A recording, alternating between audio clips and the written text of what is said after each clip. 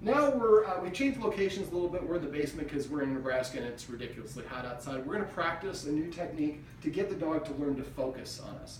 Now when you're delivering a treat, treat delivery speed is really important. Sit. That's about 2 to 3 seconds. What I'm looking for is this. Let's do it this way. So I mean, it's boom, really fast. At your goal is 1/3 of a second. Now what we want to do for this exercise, I have a belt, I have the leash tied to my belt, and I want it dipping about between my knees and my feet where the belt starts to come back up to her. I'm going to keep her right in front of me, and I'm going to walk backwards and put her into a sit. I'm going to use this to lure her. That was a little bit strong now. All right, so I'm going to move backwards briskly because I want her to almost have a bounce or a trot. Focus.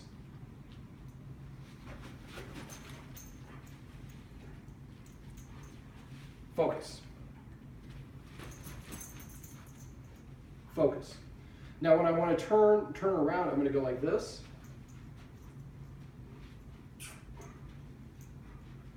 Focus.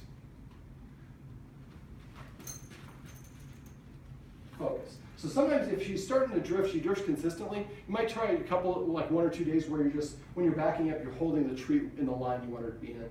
This is the first step, is just to walk backwards, and you do it briskly. About 3 steps back suddenly, put her back in a sit. As soon as her butt hits the ground, we're delivering it, we're saying focus. Now the second stage is we're going to go sideways. So I'm going to show you that one.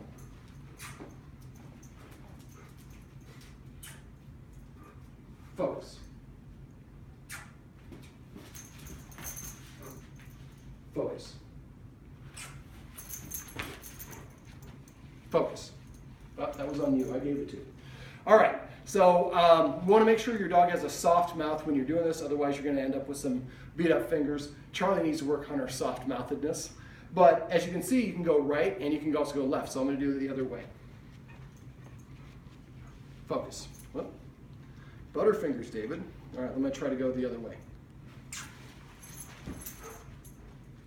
Focus. So you're going to go about 3 or 4 steps, and eventually you can go several steps. But keep going backwards, like I showed you originally. Focus. Until the dog is just right there, Johnny on the spot, following you and following your speed. Then we want to start doing the sideways thing. Now I would do it, you have a basement.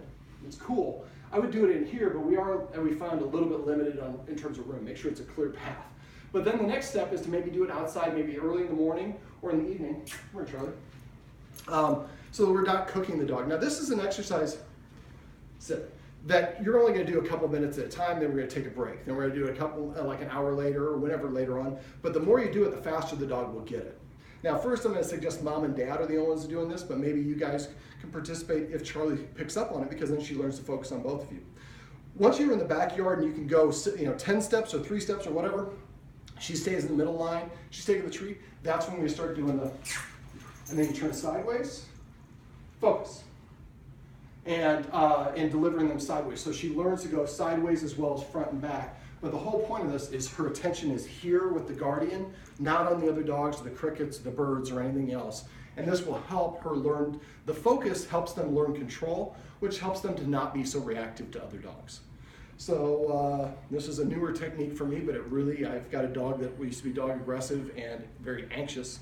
With this, he's learning a lot of control, and now we can walk around to the dog's sit without him freaking out, which is a big step for him. So this is how to teach your dog the reverse sit.